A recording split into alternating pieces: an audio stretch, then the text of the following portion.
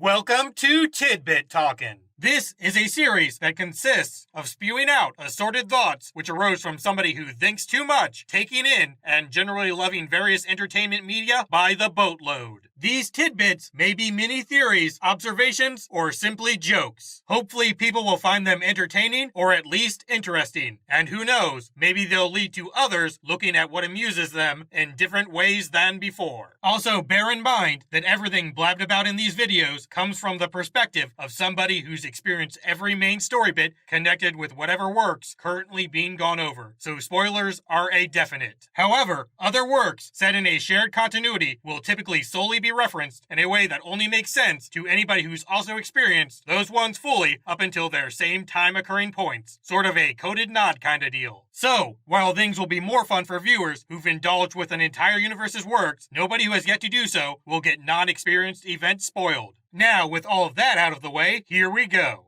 The Once and Future Flash.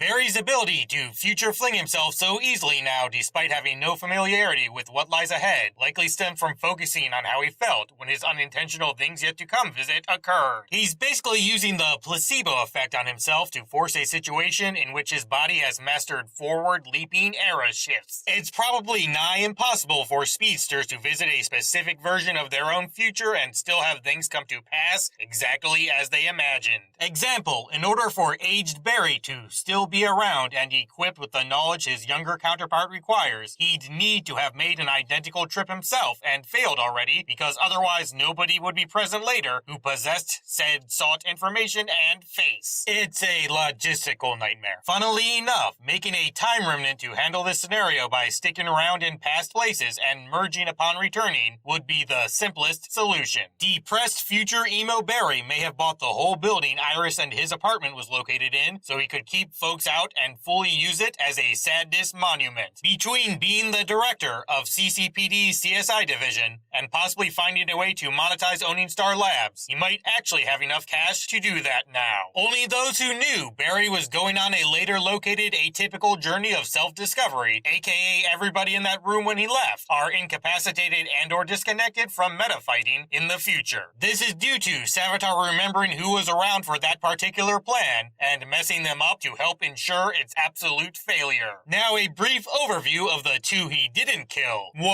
Wally probably got shown the guy's face before getting spine smashed. Thus he's ruined both physically and mentally. 2. After the Time Remnant, who practiced sulking more than running, got made, he could have manipulated Joe in a make things seem like Main Barry doesn't want to talk ever again sort of way. He'd do this in order to make sure that Team Flash's current best investigator didn't look into things during the entire time between when Jolly Mr. Allen first left and their awkward reunion. Cisco knows Barry's wearing the first 2017 suit even though Season 2 and 3's costume iterations look practically identical, because he's aware that a ruby red one arrives later in said year and also doesn't remember his friend future traveling while fighting Zoom. Well past his prime, overly emotional Barry may not actually know who Savitar is. After all, anybody capable of creating a time remnant who could go off the rails so much must be at least heading towards that depression level themselves. Such a degree of despair can involve being so listless that long sought after information becomes completely unimportant. Thus, the Flash simply didn't care enough to investigate things anymore once his wife got wasted. Cisco could likely learn to vibe without using his hands. He's probably just preventing himself from doing so via some depression-induced placebo effect action. The fact that his reason for having to learn finger-free future fetching is because he failed at saving a friend from corruption after witnessing it while vibing likely makes trying too difficult. That resonance field disruptor used to mess with Barry's running may have originally been created as a corrupt counterpart crippling contraption. Presently pleasant, Mr. Allen decided to stay and help out everybody in that frightening failure-filled future despite the fact that his whole intended mission was wiping out its entire existence is likely because he remembered Cisco successfully vibed Flashpoint and thought this place might manage to stick around too somehow. Sad sack Central City Savior probably reinstalled Dawn's old security cameras in order to track Savitar. The Scarlet Buzzkill suit is decorated with a lightning bolt that's somewhat more similar to Savitar's flipped one. There's a slightly extended bottom and it's more centered / straightened. I know who you are.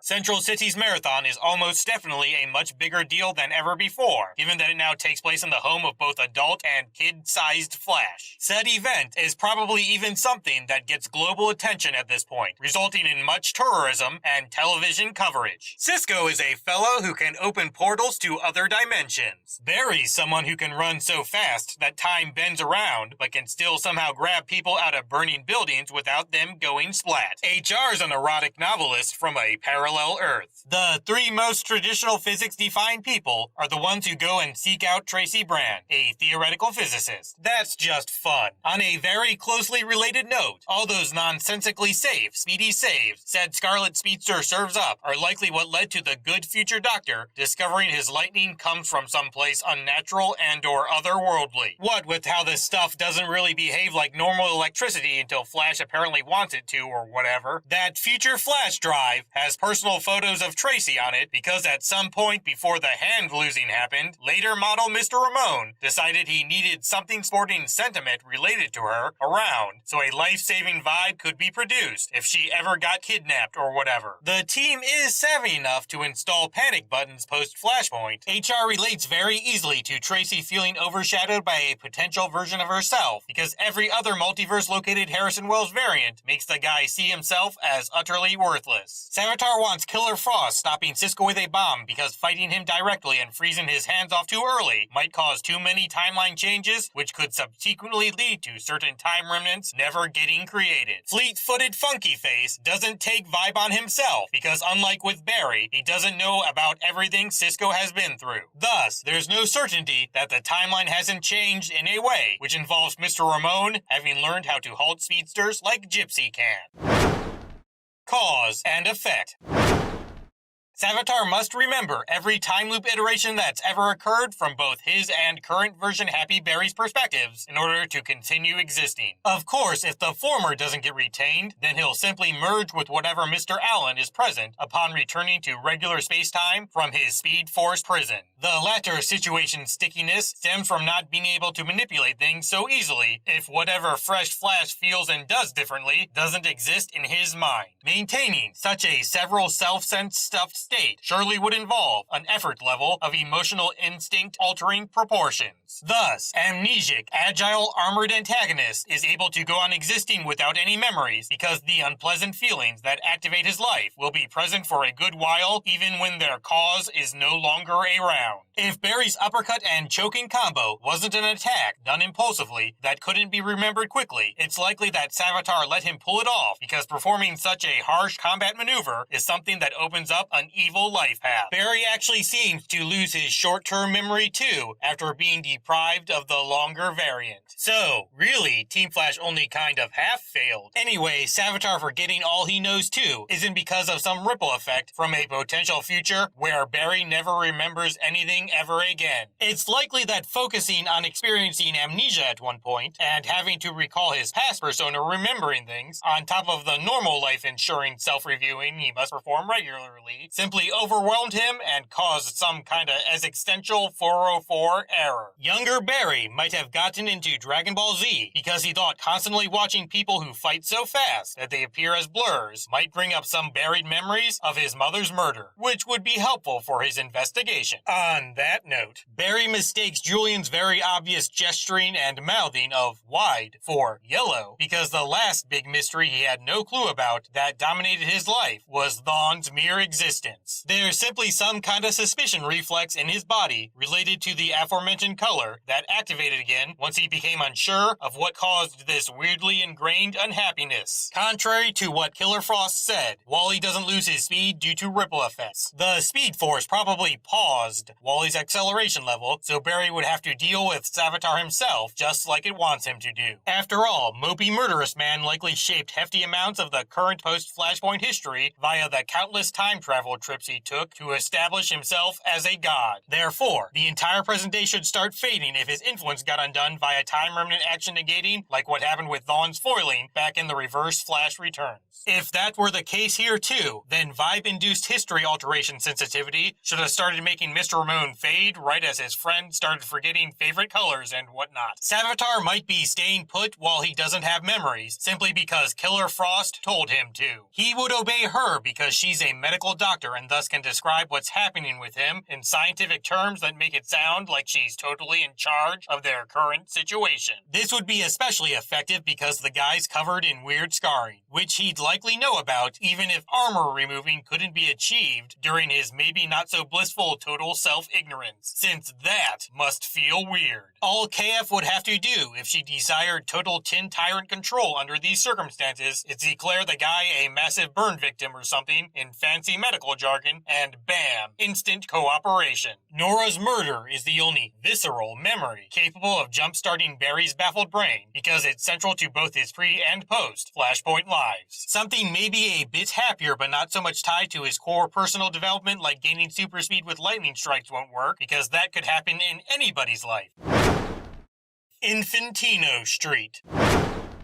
Barry may have asked Oliver Queen where to find caviar at such a late hour or even gotten some directly from him. It's a dish adored by rich folks after all, and he'd be Mr. Allen's top candidate for the category of ones who wouldn't be too bothered if Central City's hero showed up unannounced. Grabbing a supernatural bazooka energy supply from the distant future or something isn't really an option for Barry, because such things could alert not only his currently extra critical power source, but also any later developed Time Master-like organization, and perhaps even Thawne. He's also probably hoping that Snart's Legends-related experience has involved picking up on how to mess with history more carefully. The guy actually belonging in Barry's present is also a pretty nice Black Flash and/or Time Wraith trigger avoiding bonus. The light refraction disguise device used by HR didn't appear to mask more than faces before. Perhaps Tracy upgraded it at his request. If the guy wasn't already considering taking Iris's place as a plan B, then his reason may have involved sexual role-playing. Interestingly enough, the best way to steal that device would be enlisting Kara's help and not Snart's, since Argus likely can't dampen Kryptonian abilities. Likewise, King Shark can't be nullified, because at most, they've only figured out how to handle the meta-mammal category. There are probably shock floors or something keeping him in line, though. Earlier, HR told Jesse to find an opening in Savitar's armor and go for it. Perhaps Barry heard of this strategy after watching his awful alter disarm, and decided to improve upon it by informing everybody else where the suit actually opens.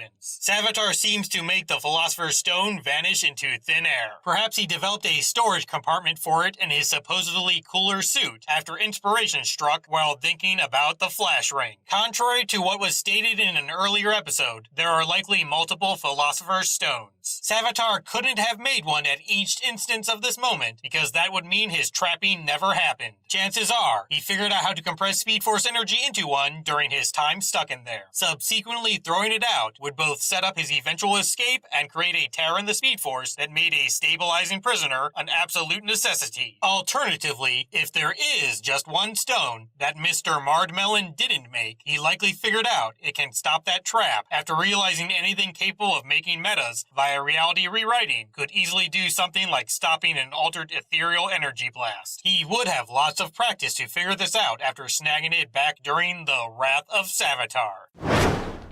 Finish line.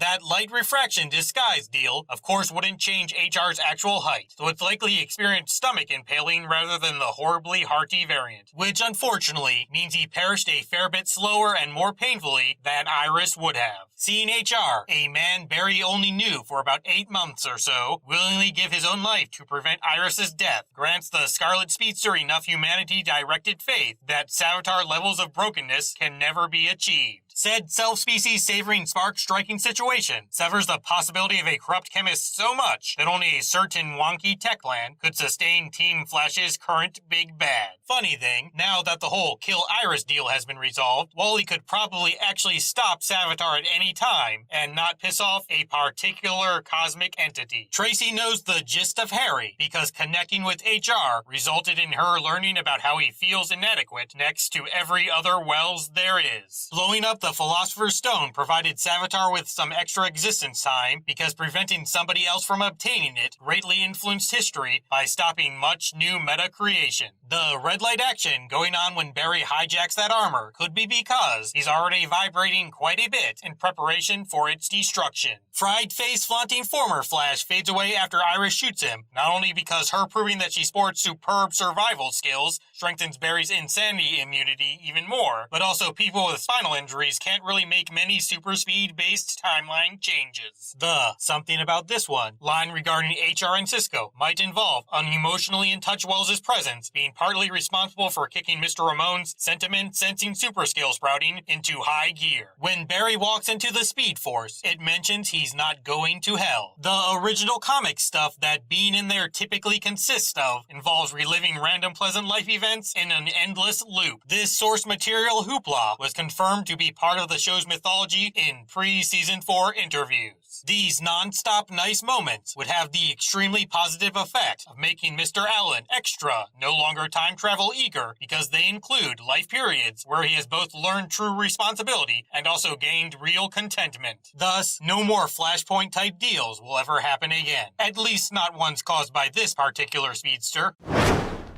Unsorted general season thoughts, which in this case is actually mostly just crap I thought of too late to put in the earlier parts.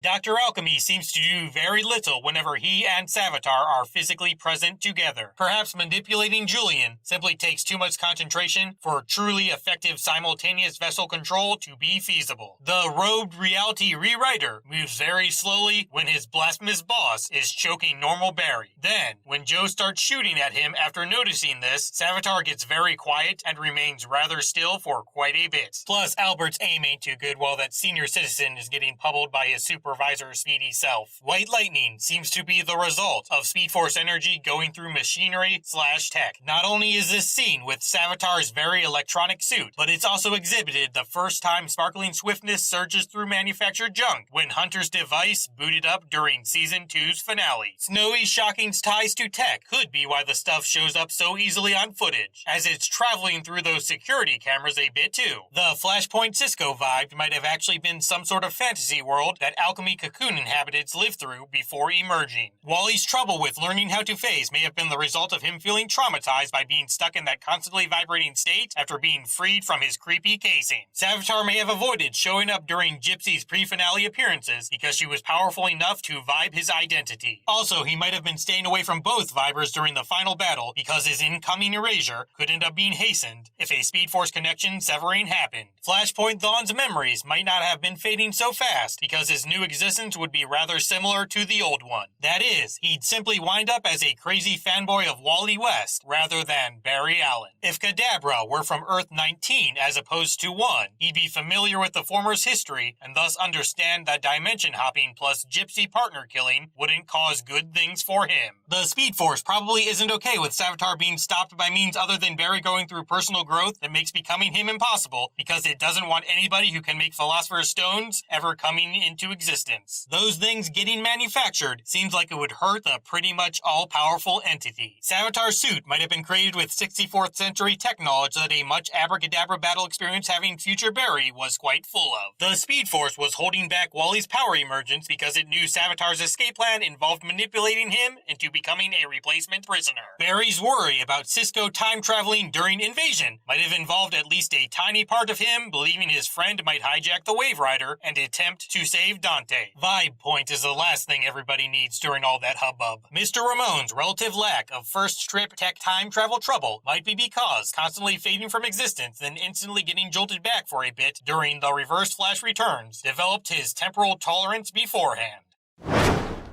Endings are a pain, but all of you are fantastic. See ya.